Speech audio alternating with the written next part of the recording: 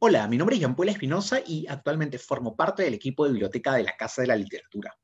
La presente grabación inaugura el primer ciclo de videoensayos que tendrá como finalidad leer y comentar poemas que aborden directamente el tema de la nación en la poesía peruana publicada a lo largo del siglo XX, con excepción de un solo texto del siglo XIX. De hecho, he seleccionado un corpus bastante heterogéneo, donde se puede advertir la presencia de escritores pertenecientes a generaciones muy distintas unas de otras. Algunos nombres son frecuentemente relacionados a la producción literaria de las primeras décadas del siglo pasado, otros más bien son ligados a la generación del 50, y unos más próximos a nuestro tiempo son voces que ya se dieron a conocer en el último tercio del siglo XX. En fin, voy a ofrecer una suerte de repaso general para analizar los posicionamientos que han tenido diversas poéticas respecto a la idea de nación en el Perú. No quisiera adelantarme mucho a lo que voy a describir en los videos que siguen, pero sí me gustaría hacer una especie de planteamiento general a manera de hipótesis para que las reflexiones que expongan tengan una guía.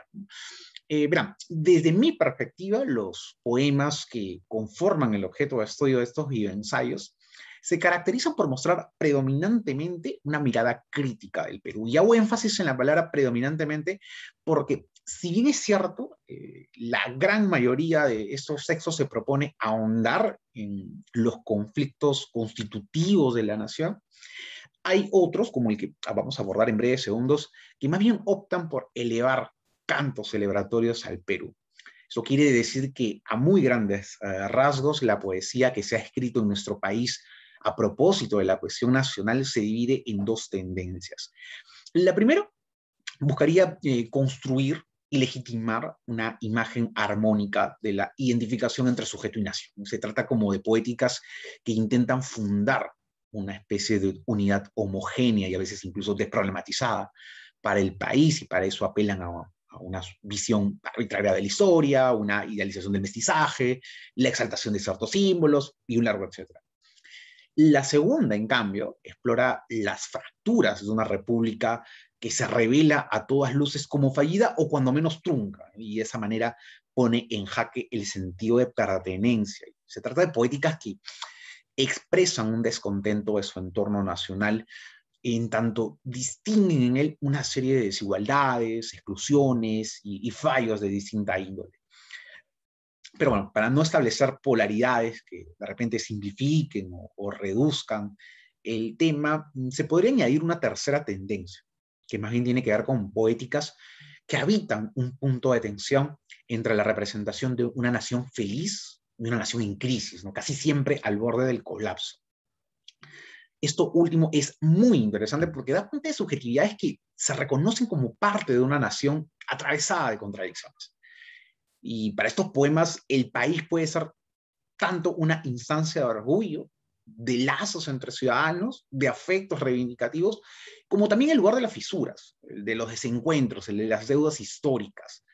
Hay, si se quiere, una visión más realista del Perú. Más o menos esas como serían las coordenadas generales que me gustaría fijar antes de dar inicio a la exposición de los videoensayos venideros. Así que, sin más preámbulo, comenzaré con la lectura y comentario del primer poema seleccionado. Es uno, en cierta medida, muy popular y fue escrito por José Santos Chocano. Se titula La Tierra del Sol, una composición que integra el volumen Alma América, poemas indo-españoles, y fue editada en 1906 en la ciudad de Madrid, ahí con el sello de la Librería General de Victoriano Suárez.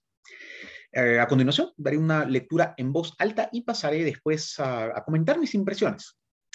La Tierra del Sol, al excelentísimo señor doctor don José Pardo y Barrera. 1. Imperio. 40.000 esclavos abrieron el camino del Cusco a Cajamarca, por donde el Inca va. Su padre, el sol, le alumbra, y el regio peregrino devora millas, leguas y siempre más allá. Cojín le dio una alpaca, cual áureo vellocino. Escala hízole el brazo de Quechua y Aymará, detuvo el anda. Y ágil y firme en su destino, saltó sobre los hombros en que apoyado está. Tejiendo muelles, danzas las indias van delante. Detrás van los soldados de aspecto fulgurante. El Inca, envuelto en oro, simula una visión. Y sobre aquel camino que el sol aviva en llamas, como le hiciese un boa de fúlgidas escamas, se va desenroscando la lenta procesión. 2. Conquista. Los hombres de piel blanca, que un épico sonoro, aguardan todavía para llenar su rol. Después que en dos le parten su media luna al moro, consiguen con su espada cortar en cruz el sol. Sorprenden en las huacas el clásico tesoro, coronan la alta nieve ceñidos de arrebol y lavan las arenas de ese raudal de oro que ilustra los dominios del César español. Unos con otros pugnan por el botín de guerra, fatigan con sus choques la conquistada tierra. Pizarro cae encima de estoque criminal, hasta que en el camino, del sol a las miradas, se yerguen dos picos, en donde ensangrentadas asoman sus cabezas Gonzalo y Carvajal. 3. Coloniaje. Vale un Perú, y el oro corrió como una onda. Vale un Perú, y las naves lleváronse el metal. Pero quedó esa frase magnífica y redonda como una resonante medalla colonial. Dijérase que el arca de un creso se desfonda, o tiempo de virreyes que nunca tuvo igual. Se abren los ojos claros de la reina blonda y hace brillar sus piedras la mitra episcopal. ¿Cuyo el balcón morisco que un púlpito remeda? ¿Quién descolgó la escala de retorcida seda? ¿Cuál paseo, el de sauces que en el río se ve? La edad de los virreyes es baile de gran brillo, y en él, mientras se doblan las basas de un tresillo, se van desenvolviendo los cuadros de un minué. 4. República. Por el canal, un día, cual desbandada tropa, a las incaicas tierras vendrá la inmigración, y el árbol de sus razas trasplantará la Europa al bosque en que sus flecos sacude el Marañón. La sed de las grandezas se saciará en la copa de esa, que fue el Dorado, fantástica región, si el Quean llega al margen del río que galopa, como un titán que empuña la cola de un dragón. Será el Perú amazónico el pueblo sin rencores, que enjugará los llantos de todos los dolores y partirá entre muchos las hostias de su altar. Porque la raza, al borde del Marañón nacida, penetrará 100 años en la futura vida, como penetra el río 100 lenguas en el mar. Bien, ese ha sido entonces el poema La Tierra del Sol de José Santos Chocano. Como podrán notarse a simple vista, el poema se encuentra segmentado en 4 partes. Advirtamos eso de inicio, ¿no? Corresponden de repente a periodos históricos del Perú. Son segmentos que están correlacionados de alguna manera.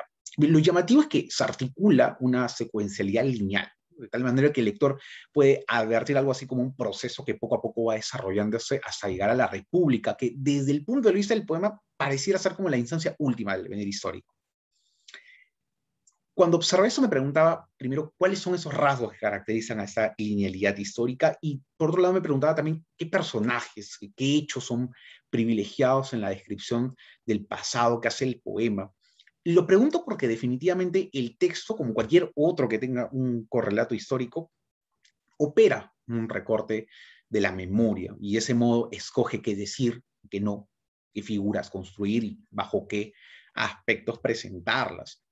Y lo primero que pude advertir es, por ejemplo, este primer bloque de versos, ¿no? Veamos aquí el que lleva por subtítulo Imperio, pone en escena a una imagen bastante idealizada del Inca, ¿no? Es como si la maniobra de Chocano consistiera en la creación de una atmósfera mítica alrededor de este personaje poderoso del Tahuantinsuyo. Una parte incluso lo califica como un, entre comillas, regio peregrino que va escoltado de un séquito de acompañantes que le rinden pleitesía mientras danza, y de fondo aparece el sol ahí con un fulgor fuera del ordinario. Es, creo, muy fácil distinguir esa visión estetizante, ¿no? Que se emparenta mucho ahí con las formas occidentales, con esa mirada que se inclina peligrosamente a la exotización. Ese acercamiento de Chocano hacia el pasado incaico está profundamente mediado por un velo de majestuosidad, de imponencia, que no logra percibir que el Tahuantinsuyo no era, en efecto, una imagen de postal. Es harto conocido que hubo una serie de tensiones irreductibles que hacían imposible la vida armónica de todas las comunidades prehispánicas que existieron poco antes de la colonización. Yo creo que La Tierra del Sol revela lo que la historiadora Cecilia Méndez en algún texto denominó la retórica de la grandeza inca.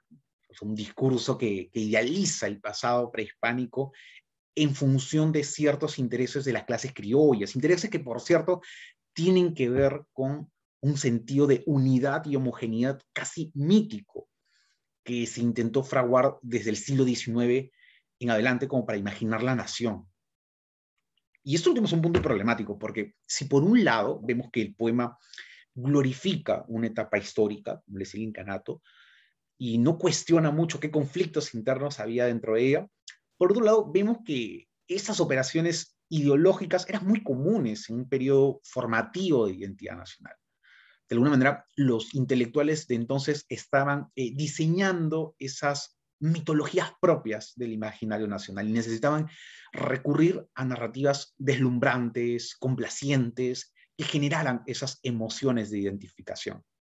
Claro, el problema era que en ese proyecto se incurría en la invisibilización de fuertes diferencias que claramente rompían con toda imagen armónica.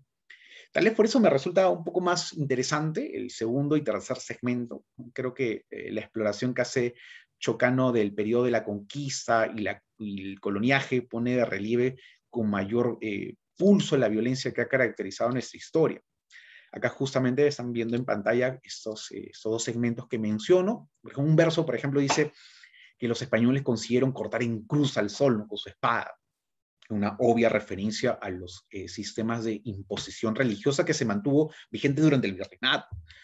En otro verso se hace mención al decapitamiento de Gonzalo y Carvajal, lo cual nos remite un poco a esas pugnas por el poder que se desataron en los primeros años que le siguieron al arribo hispánico. Y a ello habría que añadir las alusiones al saqueo de los minerales, que se puede distinguir ahí en los versos iniciales del apartado coloniaje, ese tercer bloque. Dice, vale un Perú, y el oro corrió como una onda, ¿no? Vale un Perú, y las naves lleváronse el metal. Por eso me gusta mucho más ese tercer bloque, me parece un poco más realista, ¿no? Pero La Tierra del Sol vuelve, en el cuarto y último segmento, a retomar una visión un poco más sublimada. Ahí Chocano despliega una estética preciosista, que es muy característico con él, y profetiza que el Perú partirá entre muchos las hostias de su altar, ¿no? Ahí menciona en un verso. Y creo que ahí el cierre es bastante prometedor para su poema, pero al mismo tiempo creo que deja a un lado los antagonismos sociales que ya estaba desarrollando, al menos en alguna medida, en el segmento 2 y en el segmento 3. Pero bueno, en fin, La Tierra del Sol es un texto bastante complejo y susceptible de ser examinado de distintos ángulos. Lo que me gustaría hacer resaltar a modo de cierre es que, a diferencia de la gran mayoría de poemas que voy a comentar más adelante en los próximos videos, es que aquí el sentido de pertenencia no está dislocado, ¿no? Por el contrario, habrán notado que los procedimientos retóricos que se evidencian en el poema dan cuenta de una especie de orgullo mitificador. Y eso se ve mucho a su contexto, ¿no? Contexto en el cual el pasado era interpretado en función de la consolidación de un país soberano que aún no cumplía ni siquiera 100 años de existencia. Tal vez Chocano era consciente de que las naciones se van construyendo desde la forma en que sus ciudadanos imaginan su historia en común. Y bueno, este ha sido el video inaugural del primer siglo de Poesía y Nación. Espero haber brindado algunos aportes que susciten interés y que al mismo tiempo hagan un llamado a seguir profundizando en este campo. Por el momento, yo me despido en nombre de la Biblioteca Mario Vargas Llosa de la Casa de la Literatura Peruana. Hasta luego.